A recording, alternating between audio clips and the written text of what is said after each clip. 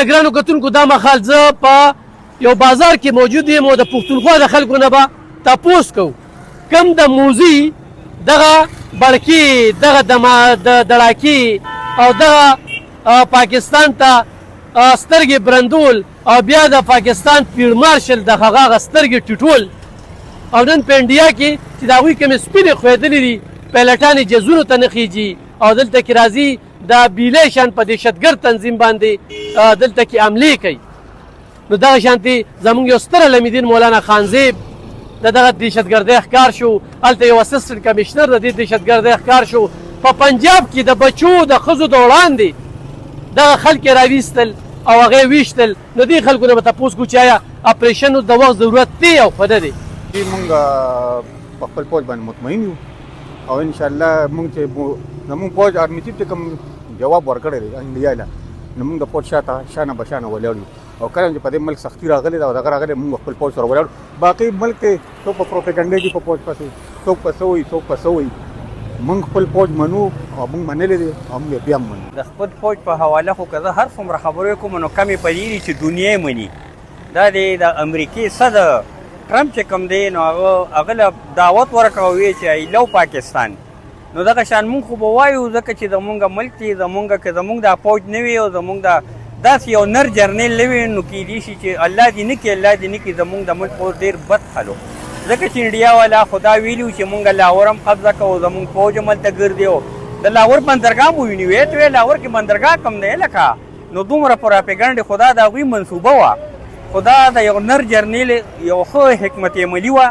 چې هغه په داسې حکمت عملۍ سره داسې جواب ورکړ په 3 غنټې او 45 منټ کې چې دا به په 3 کاله او په 300 منټه کې هم څوک ورنه کړي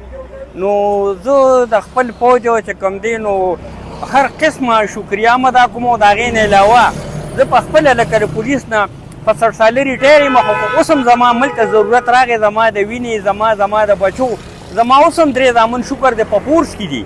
په فورس کې او په دې وجه ما برتي کړي دي چې که خیر دوی به د ملک خدمت کوي او د ملک حفاظت به کوي څوک چې پروپیګنډې کوي او څوک چې پروپیګنډې کوي او څوک چې کوم دی د هغې سهولتکار دي نو اخو برملا زه دا وایم چې دا د ملک خیرخوا نه دي یا خلکه دوی پسې مه ځئ د دوی مه منې د دوی په دغه چغو سورو پسې مه ځئ الحمدلله زمونږ په خپل فوج باندې ښه بھرپور اعتماد دی او دا ښه پروفیشنل فوج دی او د هغې تجربه مونږ په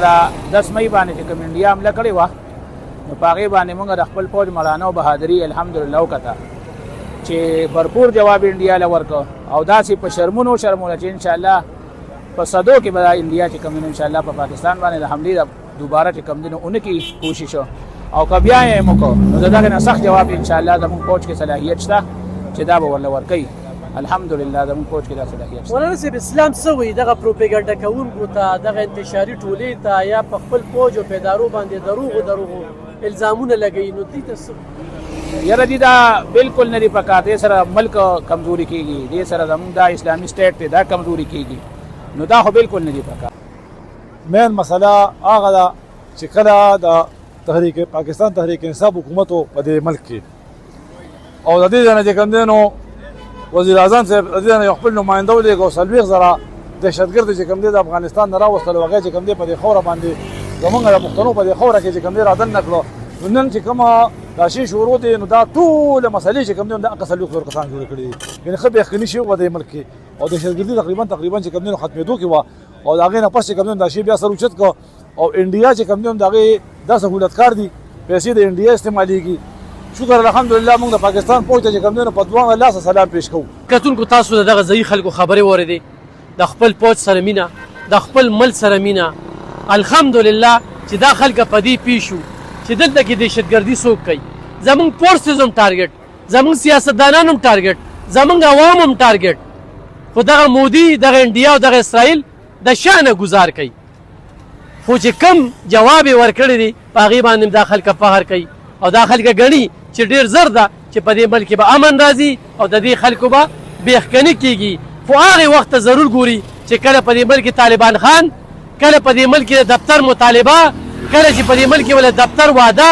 او کله چې هغه 40,000 ترهګرو له ځای ورکړی شو نو دا د دې خلکو په نظر کې دي چې دلته کې دا دوکه دا بدامني دا پراټ او دا نن د دې ذمهوار څوک دي نو دغه ځای خلکو خبرې وي مخکې به ځو زموږ